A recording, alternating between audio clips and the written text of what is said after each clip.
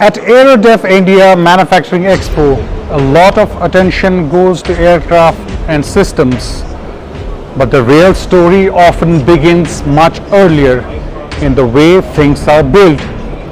I'm here at the booth of Jendamark India Pvt Ltd, a company working at the intersection of precision, automation and digital manufacturing systems. From high precision tooling to machining components with tolerances as tight as few microns, this is where accuracy is not just important, it is expected. And what is interesting is many of these tools, whether it's lifting systems, fixtures or welding devices, may never be visible in the final aircraft, but they are what ensure that every component is built, aligned and assembled correctly.